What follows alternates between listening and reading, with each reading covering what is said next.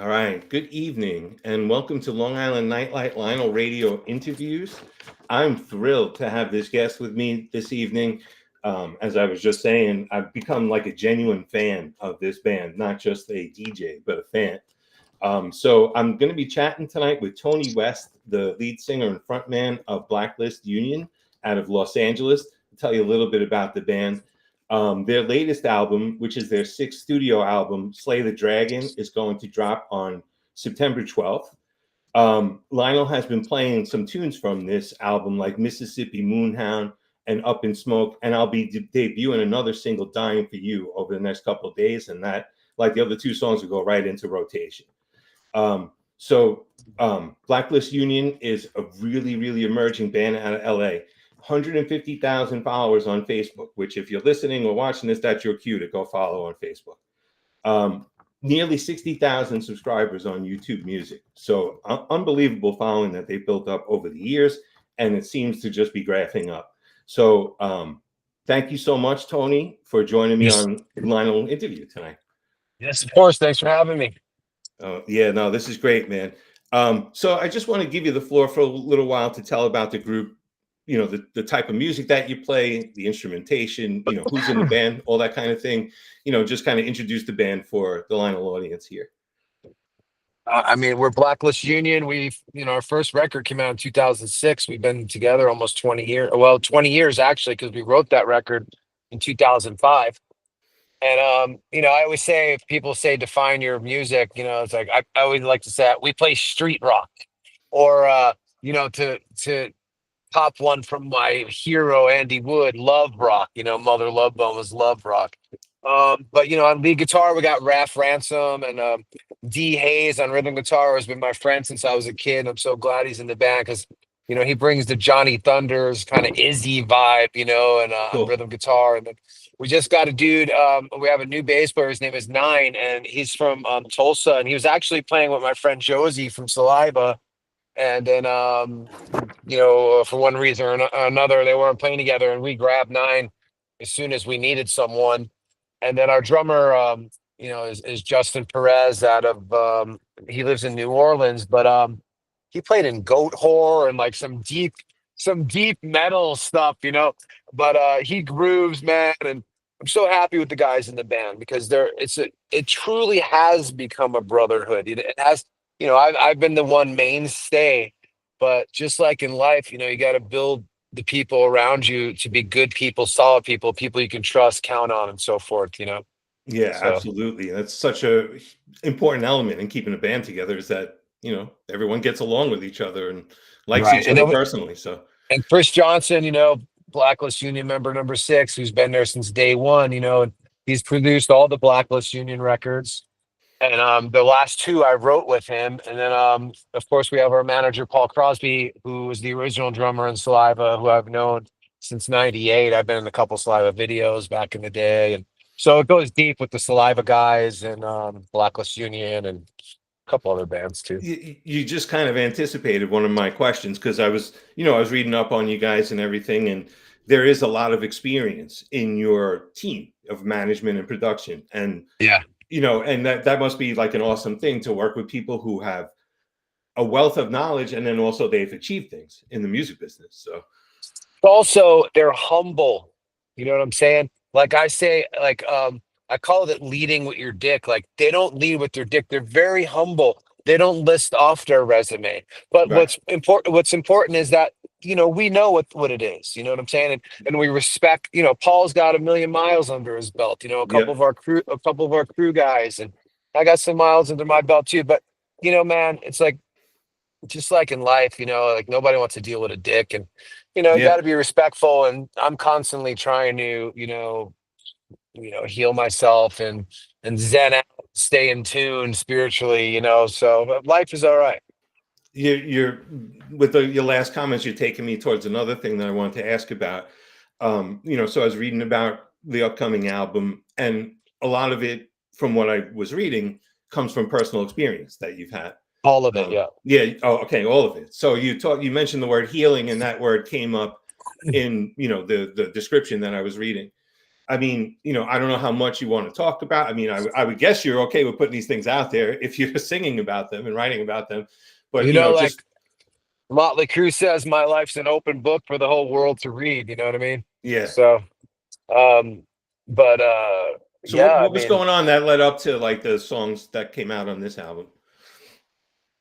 so a lot of this, you know, I could tell you, I mean, my story's so long. It's like, you know, my girlfriend was Bianca from Betty Blowtorch. She died in a car accident, and Oh, we released After the Morning, our first record, After the Morning, morning, like not morning time, but yes. morning death, MOUR, Yep. and then 10 days later, you know, Bianca died. I released that record, that body of work. 10 days later, my first wife, Tracy, died. Oh my You God. know, and I remembered thinking, I can't feel this. I just went through this. Like, there's no fucking way. So I drowned in myself and doing another record and touring and all this shit. And what happened was, it all caught up on me. All the unresolved emotions that I wasn't dealing with caught up with me. And I went to this doctor, and he was like, well, take these pills, you'll be fucking fine. And you know, I lost my mind for 3.5 years on those fucking pills. And you know, I wrote the record Till Death Do Us Part, and I don't even remember writing that record. I remember pieces of recording it, and you know, Chris Johnson confirmed I did write and Right, record right, it, right. Someone but I witnessed don't it. remember. So I had all of this pain, man, you know, from my girlfriend dying, my first wife dying, plus all the shit from growing up and trying to survive and being on the streets and punk rock and having nobody and all that shit.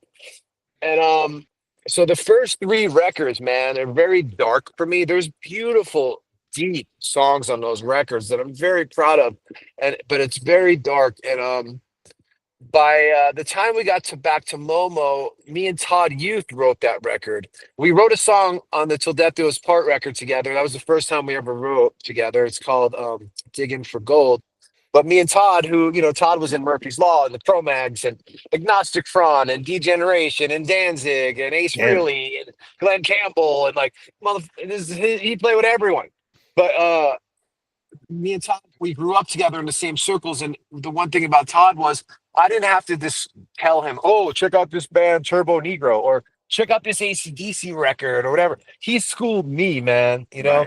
Right. And by the time we got back, when we got back to Momo, when we wrote that, it was so beautiful and effortless because, man, we had this special writing relationship, dude. And I'm so very proud of that Back to Momo record because, you know, and my goal was, I was like, Todd, let's get back to the good times, the rock, the sex, drugs, and rock and roll. Let's let go of the pain, you know.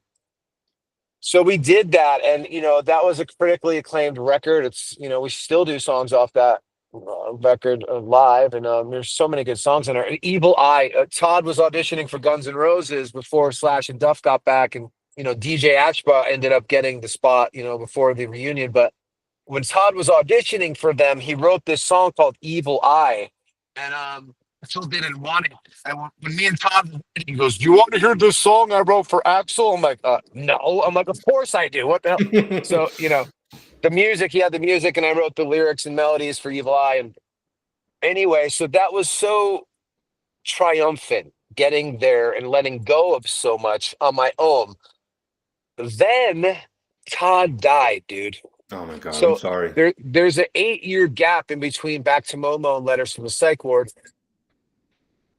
And man, you know, I questioned life. What am I gonna do? What about, you know, I mean, I lost one of my dearest friends and brothers. And then I was trying to find, and then COVID, and then I was trying to find someone to write with, and that's like trying to find a wife, dude. You know Yeah, what I mean? you have to Like if she match has, up. yeah, anything like, you know, if she has funky feet, I'm out. You know what I mean? So it's very Or hard, you know. yeah, or if she wants different things in life, you know. Right, right. So anyway, I approached a few people, I tried writing with a few people, and then I was like, oh, so let me tell you this. After Todd died, I was like, I can't let this ruin my life. And because Tracy and Bianca's deaths destroyed me. I'm lucky I lived through that shit. I love them. They taught me, they're some of my greatest teachers, these people that have passed away. But my friend Jonathan Shaw, this legendary author, tattoo artist, blah blah blah from New York, he had mentioned to me about ayahuasca. Hmm. So I went to this place in Santa Monica in LA. Now, ayahuasca is spiritual and holy and sacred. It's not some LA foo-foo nonsense where you're like, oh, let's do this for tonight. You know, like this is deep, dude. And Yep. and so I did it and I was like, it was strange because my feeling was I knew that feeling and it wasn't the right setting.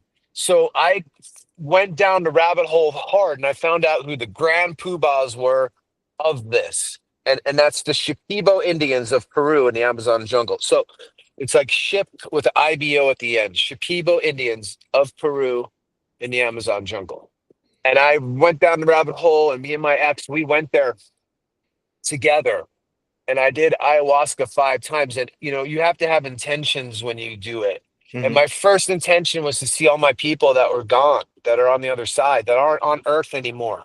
Sure. And I saw them all, dude, and plus more. And that began my healing with the Indians and the plant medicines. I've been back. I've been to the jungle 3 times now. The Letters from the Psych Ward record is entirely about that. I'm very proud of that record. There's so many great songs on that record. I mean, Dirty Halo. I've done 6 Blacklist Union records and 9 records altogether, 3 side project things. But Dirty Halo, man, on the Letters from the Psych Ward record captures magic, kind of like how Zeppelin did and Mother Love Bone and stuff. And I'm so proud of that song. Like, I'm so proud of it because it's divinely inspired. This stuff, I remember I went to the jungle and, I grew up having drug problems and alcohol problems my whole life because my fucking abusive this and that. But I remember telling them, I can't do drugs. I can't do drugs. And they were like, Tony, this isn't drugs. This is medicina. And Hmm. man, I've done every drug, including, and people are like, oh, I've done acid, I've done mushroom. This, you cannot compare it to anything because truly, it truly, truly, truly is medicine. And it takes you to these spiritual realms that you know about, but you just forgot. Okay. So, and man, we have access to so much, and life is super fast, and we're all connected, man. All those people we lost, we're still connected to them. We're gonna see them. We never lose them. So it's just so much. But this record, the Slay the Dragon record, me and my ex went back to the jungle, and the first thing I call it spirit because that's there's spirits communicating with you when you're under the ayahuasca, and there's a female energy to it too. Hmm. But they told me when I started feeling it, and it's always fucking scary. Like you're like, oh, I'm gonna die. But I was like, the first thing they told me was slay the dragon. I was like, okay, and it turned out the dragon was my ex-wife, man. And a lot of these songs are about healing, but also healing through heartache. Like I went through the worst heartache of my entire life, man, over this woman, dude. You know what I Yeah. mean? And she was not good to me. And that whole love is blind bullshit. And then seeing what should we call it? Looking at it in retrospect, the farther I get away from it, our new single is called Dying for You, because I was dying for her. You know what I mean? And it's called I'm Not Dying for You, is it, is what it says. And I had to make a choice, to live and not let this destroy me. And I know a lot of people can relate to that shit. You know what I mean? Oh, And as a absolutely. as a guy, most guys don't even like talking about that shit. They carry it around and then it comes out as anger and all that shit. Man, that's a part of grieving is anger. But I loved her and I wanted to live my life with her and she didn't want the same fucking thing. And I had to face it, you know? So, and it's fine. Like, it'll be fine, and it's going to take a while. And I never thought I'd get through it to where I am now. And I have good days, I have bad days, but and that doesn't mean I have to hate her too. I mean, I feel sorry for her, if anything, like truly sorry for her, because I loved her. So that's kind of Blacklist Union in a nutshell. I just want to say, Tony, that I'm sorry for these losses that you had to experience, and I think it's incredibly brave that you take all that and convert it into art, and for everyone to see. You know, Thank you, so that's, sir. yeah, that's really awesome. That's a But great thing. so many of us deal with these sorts of things, dude. This is what people can relate to and stuff. The Right. real shit. You know what I mean? So Yeah. So I mean, they're gonna be, like you said, guys who can't express themselves that are gonna gravitate towards that. You know, right. because you're kind of speaking for that state of mind, I guess. You know, and I think that's a really awesome thing. Thank you. Yeah, but I you know I just I'm on Long Island, so I mean I kind of want to just ask a little bit. Doesn't sound like it was a great part of your past, but you did live in New York at some point, did Yeah, you? I was born and grew up in the Bronx, and then I went to high school in Yonkers, right outside the Bronx. But I was in Manhattan every chance I could be. So but And I was reading that you struck out on your own with your guitar and the clothes you had on your back. I mean, how do yeah. you how do you work up the nerve and the confidence to do something like that? Divine forces, man. Trust. Trust in the divine forces. Like I mean, dude. I don't know. I just think I have a legion of angels. I've been shown I do, and the things I was able to go through is definitely that I survived it. I think the divine forces, God or whatever you call it, is the holiness of the world, the sacred goodness, and there is a lot of that. Although the world has gone shit crazy, dude. Like shit is crazy. So, Yeah. I just like to live in my bubble with music, and I got my crazy kids and a couple, hopefully I'll find love will come to town one day, but who knows? I don't know. You know. Yeah. I'm sure it will, man. Um, about like song in Oh, you're kind of that. cutting out. Oh, I'm sorry. Do you hear me? Yeah, I can hear you. Oh, okay. I feel like a songwriting question. Um, there. Hold on, it's cutting out. Okay. Let's see if we come back here. All right, try it now. Yeah, we're good. That's better. Yeah. This is like a silly question. I guess it just comes from my own song. I guess I was looking at the 3 tracks of yours that I have in my music library. They're all between like 3 minutes and 15 seconds and 3.5 minutes. Is that something that you guys do intentionally when you're looking to, get air? You like shooting for a particular amount of time that the song's going to be? So, the Ramones are a huge influence on me, and so is STP. Oh, okay. And, and the one, of course, the Ramones songs were like a minute and a half, some of them and stuff. Hmm. But what I always loved about STP too was they knew how to get in a hook and get out of a hook. So, songwriting is a craft, not there's plenty of songs that we have that are 4 minutes. A Dirty Halo, I think, is 5 minutes on the record, the album version. But we just write how we write. And then Chris Johnson, he's Blacklist Union member number 6. He's the Right. producer, and now we've been co-writing the record. So he's kind of, I call him the mad scientist of rock. Okay. So he kind of does his thing too. So Oh, cool. All right. Yeah, I just thought it's interesting because, you said the world, like you said before, the world's gone crazy and attention spans have gone straight oh no, downhill. You're right. yeah. So, like when I'm writing, I just try to keep that in mind. I was wondering if you guys, had that intention. So, another thing I read about was that are you guys possibly planning a little bit of a tour or something coming up? Yeah, man. I mean, we want to get on tour so badly, dude. And we did some road dates last year with Texas Hippie Coalition. We did some dates with the Dead Boys, man. Legendary punk rock band. Sure.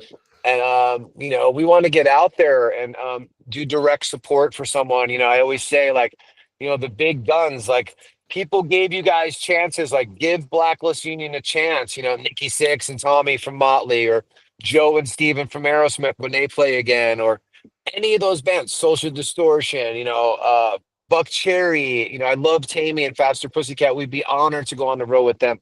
But like we want to do direct support where, somebody can take us under the wing, man.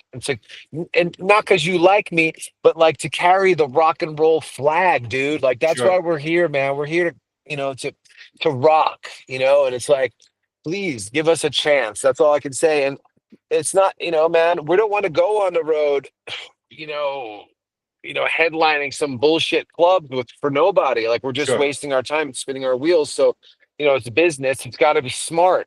And so, Yep. we want to do direct support. And, there's a lot of politics involved. There's, all kinds of stuff involved, dude, money and you know what I mean? But we're going to do it.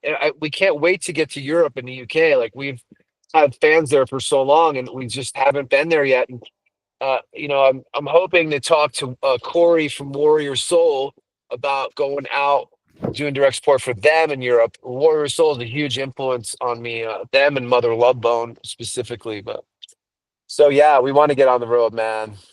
I hope of course that happens, and I hope that there's a New York date in there, Yeah, me too. because I would Yeah. definitely come and check it out. There's no doubt, because as I opened the interview with, I have become a fan. I mean, there's no doubt about it. So, Thank you. you've won me over. I'm sure they're gonna be a lot of dominoes falling.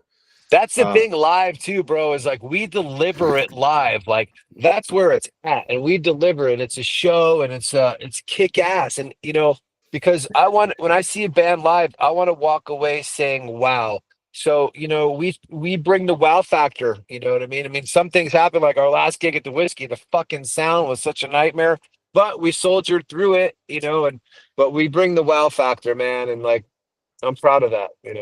you kind of anticipated my next question, because I was going to ask, what is your live show like? Because Yeah. I could tell from the music, and I can tell from a little bit of visuals that I've seen, that it's got to be awesome. So Yeah, and I worked very hard at, having my shit together, like physically to perform and, all that. So we sure, bring it, man, that's awesome, man.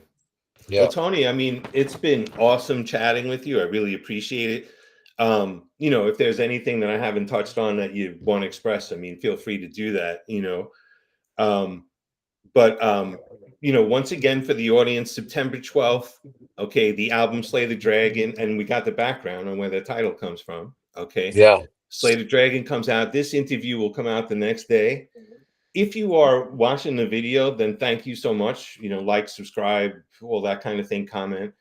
Make sure you go follow Blacklist Union. If you're listening to this on LINL Radio, stay tuned. Without even a commercial, we're going to go right into some Blacklist Union music for a while here. So, like I said, Tony, thank you so much for joining me. Yeah. Thanks for having me. Of course, man. You're welcome back anytime. You got something to promote, something to talk about, and love to have you back. Thank you, bro. Okay, so I'm just going to sign off, and have a good evening, everyone.